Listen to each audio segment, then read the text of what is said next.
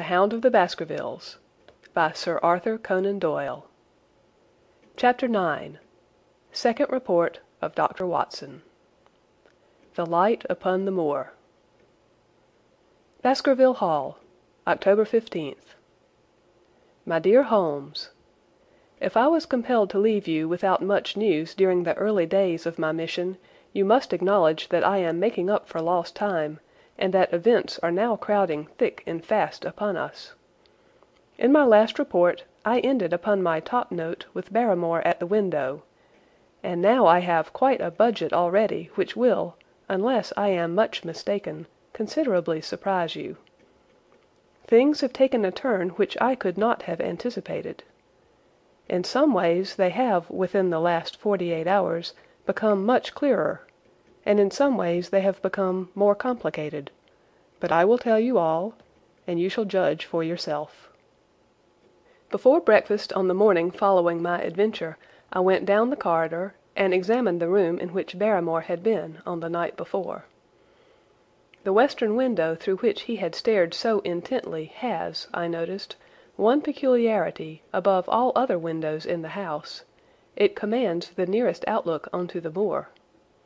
There is an opening between two trees, which enables one from this point of view to look right down upon it, while from all the other windows it is only a distant glimpse which can be obtained.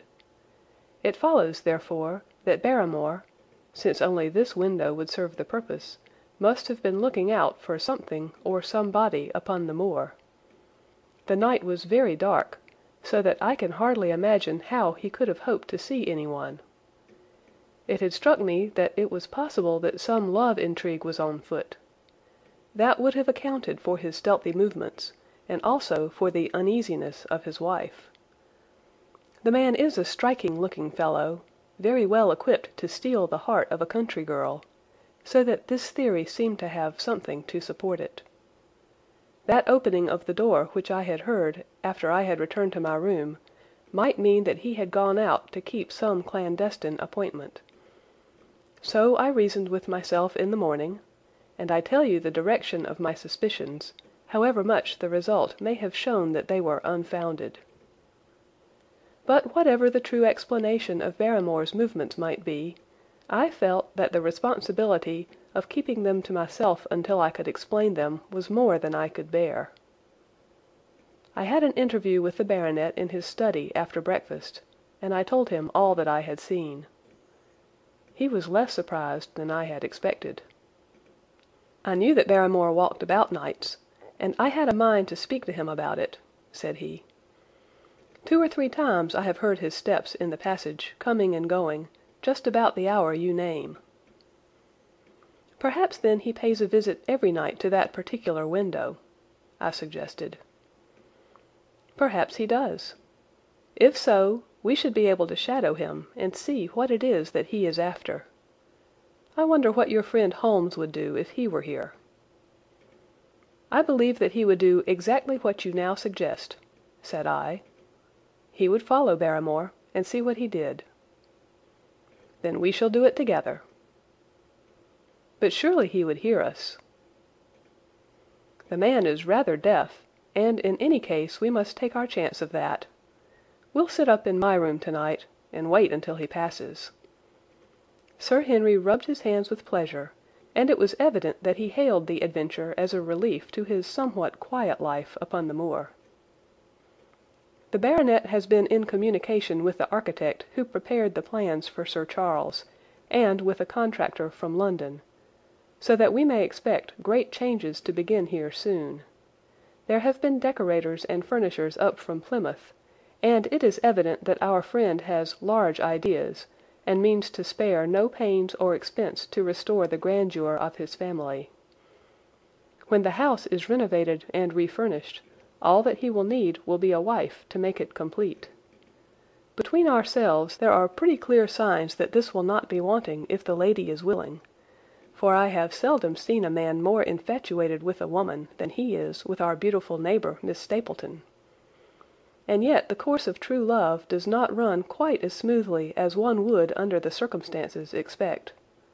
Today, for example, its surface was broken by a very unexpected ripple, which has caused our friend considerable perplexity and annoyance. After the conversation which I have quoted about Barrymore, Sir Henry put on his hat and prepared to go out. As a matter of course, I did the same. "What, are you coming, Watson?" he asked, looking at me in a curious way. "That depends on whether you are going out on the moor," said I. "Yes, I am." "Well, you know what my instructions are. I am sorry to intrude, but you heard how earnestly Holmes insisted that I should not leave you, and especially that you should not go alone upon the moor." Sir Henry put his hand upon my shoulder with a pleasant smile. "My dear fellow," said he, "Holmes, with all his wisdom, did not foresee some things which have happened since I have been on the moor. You understand me? I am sure that you are the last man in the world who would wish to be a spoil sport. I must go out alone." It put me in a most awkward position. I was at a loss what to say or what to do, and before I had made up my mind he picked up his cane and was gone. But when I came to think the matter over, my conscience reproached me bitterly for having on any pretext allowed him to go out of my sight. I imagined what my feelings would be if I had to return to you and to confess that some misfortune had occurred through my disregard for your instructions. I assure you my cheeks flushed at the very thought. It might not even now be too late to overtake him, so I set off at once in the direction of Merripit House. I hurried along the road at the top of my speed without seeing anything of Sir Henry, until I came to the point where the moor path branches off. There, fearing that perhaps I had come in the wrong direction after all, I mounted a hill from which I could command a view, the same hill which is cut into the dark quarry. Thence I saw him at once. He was on the moor path, about a quarter of a mile off, and a lady was by his side, who could only be Miss Stapleton. It was clear that there was already an understanding between them, and that they had met by appointment. They were walking slowly along in deep conversation, and I saw her making quick little movements of her hands, as if she were very earnest in what she was saying, while he listened intently, and once or twice shook his head in strong dissent. I stood among the rocks watching them, very much puzzled as to what I should do next. To follow them and break into their intimate conversation seemed to be an outrage, and yet my clear duty was never for an instant to let him out of my sight. To act the spy upon a friend was a hateful task. Still, I could see no better course than to observe him from the hill, and to clear my conscience by confessing to him afterwards what I had done. It is true that if any sudden danger had threatened him I was too far away to be of use, and yet I am sure that you will agree with me that the position was very difficult, and that there was nothing more which I could do. Our friend, Sir Henry, and the lady had halted on the path, and were standing deeply absorbed in their conversation, when I was suddenly aware that I was not the only witness of their interview. A wisp of green floating in the air caught my eye, and another glance showed me that it was carried on a stick by a man who was moving among the broken ground. It was Stapleton with his butterfly net. He was very much closer to the pair than I was, and he appeared to be moving in their direction. At this instant Sir Henry suddenly drew Miss Stapleton to his side. His arm was round her, but it seemed to me that she was straining away from him with her face averted. He stooped his head to hers, and she raised one hand as if in protest. Next moment I saw them spring apart and turn hurriedly round. Stapleton was the cause of the interruption. He was running wildly toward them, his absurd net dangling behind him. He gesticulated and almost danced with excitement in front of the lovers. What the scene meant I could not imagine, but it seemed to me that Stapleton was abusing Sir Henry, who offered explanations, which became more angry as the other refused to accept them. The lady stood by in haughty silence. Finally Stapleton turned upon his heel and beckoned in a peremptory way to his sister, who, after an irresolute glance at Sir Henry, walked off by the side of her brother. The naturalist's angry gestures showed that the lady was included in his displeasure. The baronet stood for a minute looking after them, and then he walked slowly back the way that he had come, his head hanging, the very picture of dejection. What all this meant I could not imagine, but I was deeply ashamed to have witnessed so intimate a scene without my friend's knowledge. I ran down the hill, therefore, and met the baronet at the bottom. His face was flushed with anger, and his brows were wrinkled, like one who is at his wits' end what to do. "Hello, Watson, where have you dropped from?" said he. "You don't mean to say that you came after me in spite of all?" I explained everything to him, how I had found it impossible to remain behind, how I had followed him, and how I had witnessed all that had occurred. For an instant his eyes blazed at me, but my frankness disarmed his anger, and he broke at last into a rather rueful laugh. "You would have thought the middle of that prairie a fairly safe place for a man to be private," said he. "But by thunder the whole countryside seems to have been out to see me do my wooing, and a mighty poor wooing at that. Where had you engaged a seat?" "I was on that hill." "Quite in the back row, eh? But her brother was well up to the front. Did you see him come out on us?" "Yes, I did." "Did he ever strike you as being crazy, this brother of hers?" "I can't say that he ever did." "I dare say not. I always thought him sane enough until to-day, but you can take it from me that either he or I ought to be in a straitjacket. What's the matter with me, anyhow? You've lived near me for some weeks, Watson. Tell me straight now. Is there anything that would prevent me from making a good husband to a woman that I loved?" "I should say not." "He can't object to my worldly position, so it must be myself that he has this down on. What has he against me? I never hurt man or woman in my life that I know of. And yet he would not so much as let me touch the tips of her fingers." "Did he say so?" "That, and a deal more. I tell you, Watson, I've only known her these few weeks, but from the first I just felt that she was made for me, and she, too, she was happy when she was with me, and that I'll swear.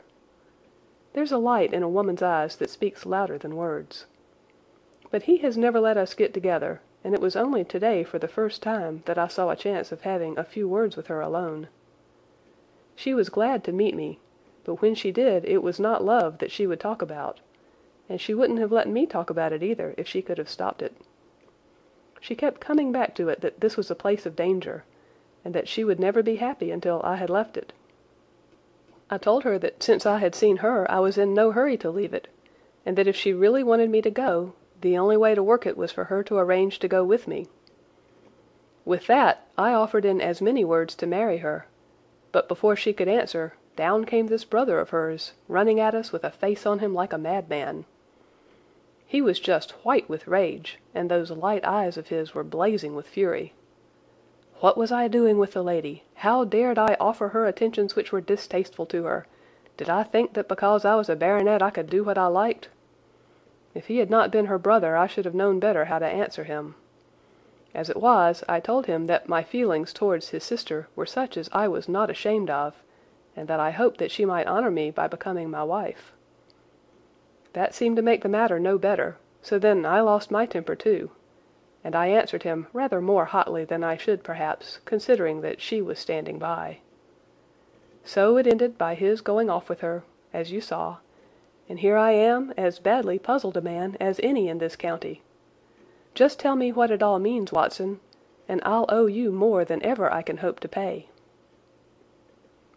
I tried one or two explanations, but indeed I was completely puzzled myself. Our friend's title, his fortune, his age, his character, and his appearance are all in his favour, and I know nothing against him unless it be this dark fate which runs in his family. That his advances should be rejected so brusquely without any reference to the lady's own wishes, and that the lady should accept the situation without protest, is very amazing. However, our conjectures were set at rest by a visit from Stapleton himself that very afternoon. He had come to offer apologies for his rudeness of the morning, and after a long private interview with Sir Henry in his study, The upshot of their conversation was that the breach is quite healed, and that we are to dine at Merripit House next Friday as a sign of it. "I don't say now that he isn't a crazy man," said Sir Henry. "I can't forget the look in his eyes when he ran at me this morning.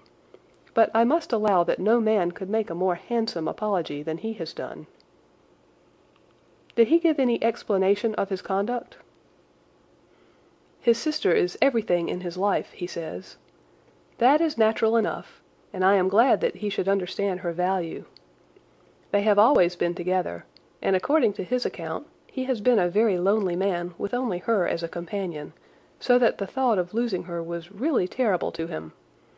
He had not understood, he said, that I was becoming attached to her, but when he saw with his own eyes that it was really so, and that she might be taken away from him, it gave him such a shock that for a time he was not responsible for what he said or did. He was very sorry for all that had passed, and he recognized how foolish and how selfish it was that he should imagine that he could hold a beautiful woman like his sister to himself for her whole life. If she had to leave him, he had rather it was to a neighbor like myself than to anyone else. But in any case it was a blow to him, and it would take him some time before he could prepare himself to meet it. He would withdraw all opposition upon his part, if I would promise for 3 months to let the matter rest, and to be content with cultivating the lady's friendship during that time without claiming her love. This I promised, and so the matter rests. So there is one of our small mysteries cleared up. It is something to have touched bottom anywhere in this bog in which we are floundering. We know now why Stapleton looked with disfavour upon his sister's suitor, even when that suitor was so eligible a one as Sir Henry. And now I pass on to another thread which I have extricated out of the tangled skein, the mystery of the sobs in the night, of the tear-stained face of Mrs. Barrymore, of the secret journey of the butler to the western lattice window. Congratulate me, my dear Holmes, and tell me that I have not disappointed you as an agent, that you do not regret the confidence which you showed in me when you sent me down. All these things have by one night's work been thoroughly cleared. I have said by one night's work, but in truth it was by 2 nights' work, for on the first we drew entirely blank. I sat up with Sir Henry in his rooms until nearly 3 o'clock in the morning, but no sound of any sort did we hear except the chiming clock upon the stairs. It was a most melancholy vigil, and ended by each of us falling asleep in our chairs. Fortunately we were not discouraged, and we determined to try again. The next night we lowered the lamp and sat smoking cigarettes without making the least sound. It was incredible how slowly the hours crawled by, and yet we were helped through it by the same sort of patient interest which the hunter must feel as he watches the trap into which he hopes the game may wander. 1 struck, and 2, and we had almost for the second time given it up in despair, when in an instant we both sat bolt upright in our chairs, with all our weary senses keenly on the alert once more. We had heard the creak of a step in the passage. Very stealthily we heard it pass along until it died away in the distance. Then the baronet gently opened his door, and we set out in pursuit. Already our man had gone round the gallery, and the corridor was all in darkness. Softly we stole along until we had come into the other wing. We were just in time to catch a glimpse of the tall, black-bearded figure, his shoulders rounded, as he tiptoed down the passage. Then he passed through the same door as before, and the light of the candle framed it in the darkness and shot one single yellow beam across the gloom of the corridor. We shuffled cautiously towards it, trying every plank before we dared to put our whole weight upon it. We had taken the precaution of leaving our boots behind us, but even so the old boards snapped and creaked beneath our tread. Sometimes it seemed impossible that he should fail to hear our approach. However, the man is fortunately rather deaf, and he was entirely preoccupied in that which he was doing. When at last we reached the door and peeped through, we found him crouching at the window, candle in hand, his white, intent face pressed against the pane, exactly as I had seen him 2 nights before. We had arranged no plan of campaign, but the baronet is a man to whom the most direct way is always the most natural. He walked into the room, and as he did so Barrymore sprang up from the window with a sharp hiss of his breath, and stood, livid and trembling, before us. His dark eyes, glaring out of the white mask of his face, were full of horror and astonishment as he gazed from Sir Henry to me. "What are you doing here, Barrymore?" "Nothing, sir." His agitation was so great that he could hardly speak, and the shadows sprang up and down from the shaking of his candle. "It was the window, sir. I go round at night to see that they are fastened." "On the second floor?" "Yes, sir, all the windows." "Look here, Barrymore," said Sir Henry sternly. "We have made up our minds to have the truth out of you, so it will save you trouble to tell it sooner rather than later. Come now, no lies. What were you doing at that window?" The fellow looked at us in a helpless way, and he wrung his hands together like one who is in the last extremity of doubt and misery. "I was doing no harm, sir. I was holding a candle to the window." "And why were you holding a candle to the window?"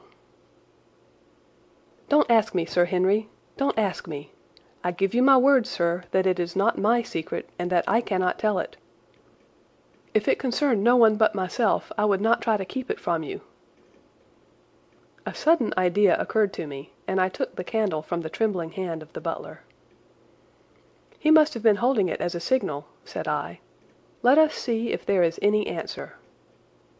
I held it as he had done, and stared out into the darkness of the night. Vaguely I could discern the black bank of the trees and the lighter expanse of the moor, for the moon was behind the clouds. And then I gave a cry of exultation, for a tiny pinpoint of yellow light had suddenly transfixed the dark veil, and glowed steadily in the centre of the black square framed by the window. "There it is!" I cried. "No, no, sir, it is nothing, nothing at all," the butler broke in. "I assure you, sir—" "Move your light across the window, Watson," cried the baronet. "See, the other moves also. Now, you rascal, do you deny that it is a signal? Come, speak up. Who is your confederate out yonder, and what is this conspiracy that is going on?" The man's face became openly defiant. "It is my business and not yours. I will not tell." "Then you leave my employment right away." "Very good, sir. If I must, I must." "And you go in disgrace. By thunder, you may well be ashamed of yourself. Your family has lived with mine for over 100 years under this roof, and here I find you deep in some dark plot against me." "No, no, sir, no, not against you." It was a woman's voice, and Mrs. Barrymore, paler and more horror-struck than her husband, was standing at the door. Her bulky figure in a shawl and skirt might have been comic were it not for the intensity of feeling upon her face. "We have to go, Eliza. This is the end of it. You can pack our things," said the butler. "Oh, John, John, have I brought you to this? It is my doing, Sir Henry, all mine. He has done nothing except for my sake, and because I asked him." "Speak out, then. What does it mean?" "My unhappy brother is starving on the moor. We cannot let him perish at our very gates. The light is a signal to him that food is ready for him, and his light out yonder is to show the spot to which to bring it." "Then your brother is—" "The escaped convict, sir. Selden, the criminal." "That's the truth, sir," said Barrymore. "I said that it was not my secret, and that I could not tell it to you. But now you have heard it, and you will see that if there was a plot, it was not against you." This, then, was the explanation of the stealthy expeditions at night, and the light at the window. Sir Henry and I both stared at the woman in amazement. Was it possible that this stolidly respectable person was of the same blood as one of the most notorious criminals in the country? "Yes, sir, my name was Selden, and he is my younger brother. We humoured him too much when he was a lad, and gave him his own way in everything until he came to think that the world was made for his pleasure, and that he could do what he liked in it. Then as he grew older he met wicked companions, and the devil entered into him until he broke my mother's heart and dragged our name in the dirt. From crime to crime he sank lower and lower, until it is only the mercy of God which has snatched him from the scaffold. But to me, sir, he was always the little curly-headed boy that I had nursed and played with as an elder sister would. That was why he broke prison, sir. He knew that I was here, and that we could not refuse to help him. When he dragged himself here one night, weary and starving, with the warders hard at his heels, what could we do? We took him in, and fed him, and cared for him.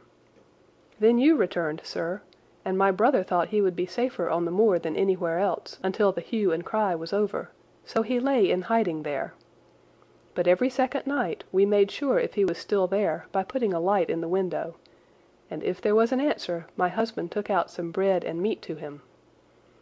Every day we hoped that he was gone, but as long as he was there we could not desert him.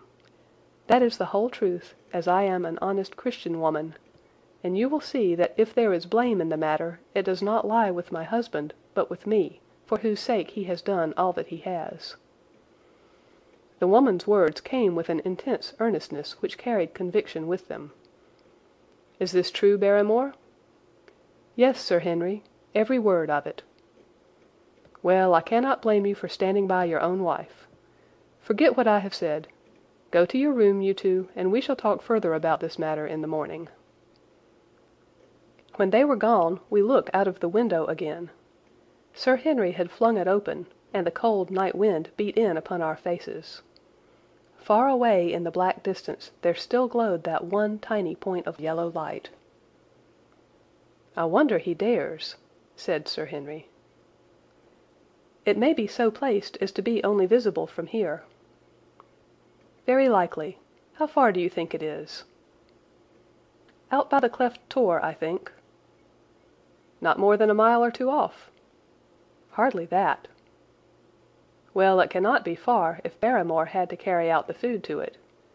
And he is waiting, this villain, beside that candle. By thunder, Watson, I am going out to take that man." The same thought had crossed my own mind. It was not as if the Barrymores had taken us into their confidence. Their secret had been forced from them.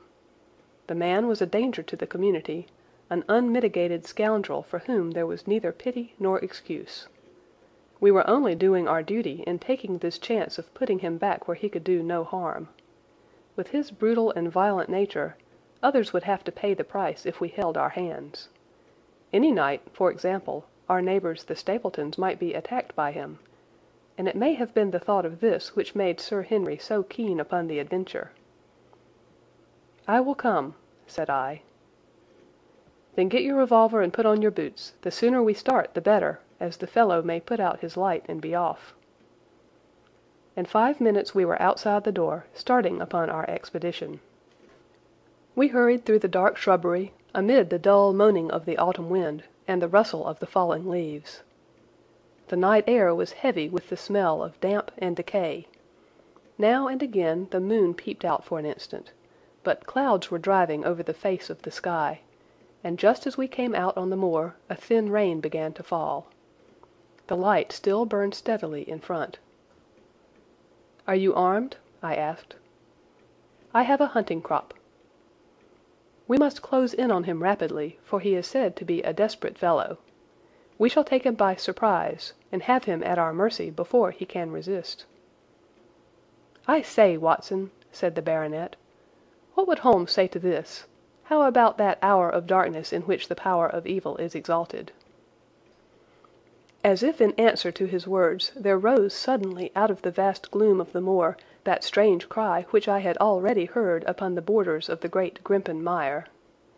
It came with the wind through the silence of the night, a long, deep mutter, then a rising howl, and then the sad moan in which it died away. Again and again it sounded, the whole air throbbing with it, strident, wild, and menacing. The baronet caught my sleeve, and his face glimmered white through the darkness. "My God, what's that, Watson?" "I don't know. It's a sound they have on the moor. I heard it once before." It died away, and an absolute silence closed in upon us. We stood straining our ears, but nothing came. "Watson," said the baronet, "it was the cry of a hound." My blood ran cold in my veins, for there was a break in his voice which told of the sudden horror which had seized him. "What do they call this sound?" he asked. "Who?" "The folk on the countryside." "Oh, they are ignorant people. Why should you mind what they call it?" "Tell me, Watson, what do they say of it?" I hesitated, but could not escape the question. "They say it is the cry of the hound of the Baskervilles." He groaned and was silent for a few moments. "A hound it was," he said at last, "but it seemed to come from miles away, over yonder, I think." "It was hard to say whence it came." "It rose and fell with the wind. Isn't that the direction of the Great Grimpen Mire?" "Yes, it is." "Well, it was up there. Come now, Watson, didn't you think yourself that it was the cry of a hound? I am not a child. You need not fear to speak the truth." "Stapleton was with me when I heard it last. He said that it might be the calling of a strange bird." "No, no, it was a hound. My God, can there be some truth in all these stories? Is it possible that I am really in danger from so dark a cause? You don't believe in it, do you, Watson?" "No, no." "And yet it was one thing to laugh about it in London, and it is another to stand out here in the darkness of the moor and to hear such a cry as that." "And my uncle.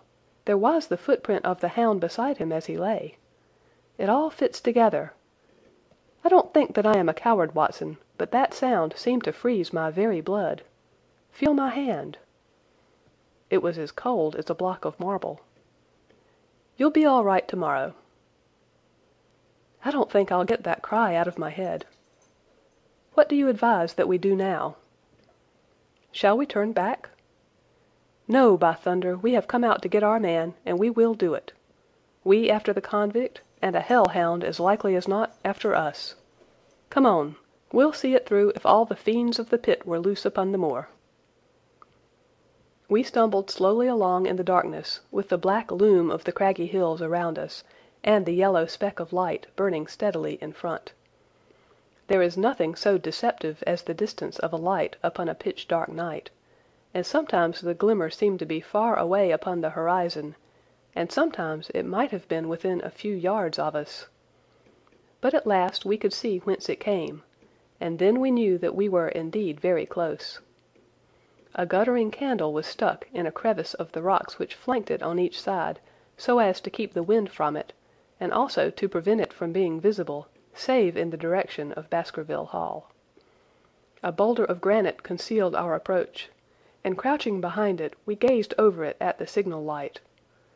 It was strange to see this single candle burning there in the middle of the moor, with no sign of life near it, just the one straight yellow flame and the gleam of the rock on each side of it. "What shall we do now?" whispered Sir Henry. "Wait here. He must be near his light. Let us see if we can get a glimpse of him." The words were hardly out of my mouth when we both saw him. Over the rocks, in the crevice of which the candle burned, there was thrust out an evil yellow face, a terrible animal face, all seamed and scored with vile passions. Foul with mire, with a bristling beard, and hung with matted hair, it might well have belonged to one of those old savages who dwelt in the burrows on the hillsides. The light beneath him was reflected in his small, cunning eyes, which peered fiercely to right and left through the darkness, like a crafty and savage animal who has heard the steps of the hunters. Something had evidently aroused his suspicions. It may have been that Barrymore had some private signal which we had neglected to give, or the fellow may have had some other reason for thinking that all was not well, but I could read his fears upon his wicked face. Any instant he might dash out the light and vanish in the darkness. I sprang forward, therefore, and Sir Henry did the same. At the same moment the convict screamed out a curse at us, and hurled a rock which splintered up against the boulder which had sheltered us. I caught one glimpse of his short, squat, strongly built figure as he sprang to his feet and turned to run. At the same moment, by a lucky chance, the moon broke through the clouds. We rushed over the brow of the hill, and there was our man, running with great speed down the other side, springing over the stones in his way with the activity of a mountain goat. A lucky long shot of my revolver might have crippled him, but I had brought it only to defend myself if attacked, and not to shoot an unarmed man who was running away. We were both swift runners and in fairly good training, but we soon found that we had no chance of overtaking him. We saw him for a long time in the moonlight, until he was only a small speck moving swiftly among the boulders upon the side of a distant hill. We ran and ran until we were completely blown, but the space between us grew ever wider. Finally we stopped and sat panting on two rocks, while we watched him disappearing in the distance. And it was at this moment that there occurred a most strange and unexpected thing. We had risen from our rocks and were turning to go home, having abandoned the hopeless chase.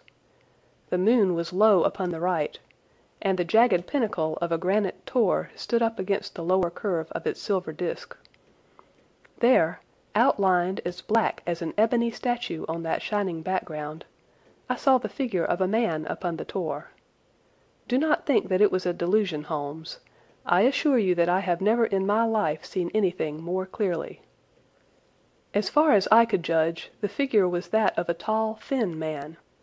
He stood with his legs a little separated, his arms folded, his head bowed, as if he were brooding over that enormous wilderness of peat and granite which lay before him. He might have been the very spirit of that terrible place. It was not the convict. This man was far from the place where the latter had disappeared. Besides, he was a much taller man. With a cry of surprise I pointed him out to the baronet, but in the instant during which I had turned to grasp his arm, the man was gone. There was the sharp pinnacle of granite still cutting the lower edge of the moon, but its peak bore no trace of that silent and motionless figure. I wished to go in that direction and to search the tor, but it was some distance away. The baronet's nerves were still quivering from that cry which recalled the dark story of his family, and he was not in the mood for fresh adventures. He had not seen this lonely man upon the tor, and could not feel the thrill which his strange presence and his commanding attitude had given to me. "A warder, no doubt," said he. "The moor has been thick with them since this fellow escaped." Well, perhaps his explanation may be the right one, but I should like to have some further proof of it. Today we mean to communicate to the Princetown people where they should look for their missing man, but it is hard lines that we have not actually had the triumph of bringing him back as our own prisoner. Such are the adventures of last night, and you must acknowledge, my dear Holmes, that I have done you very well in the matter of a report. Much of what I tell you is no doubt quite irrelevant, but still I feel that it is best that I should let you have all the facts, and leave you to select for yourself those which will be of most service to you in helping you to your conclusions. We are certainly making some progress. So far as the Barrymores go, we have found the motive of their actions, and that has cleared up the situation very much. But the moor with its mysteries and its strange inhabitants remains as inscrutable as ever. Perhaps in my next I may be able to throw some light upon this also. Best of all would it be if you could come down to us. In any case, you will hear from me again in the course of the next few days. End of Chapter 9.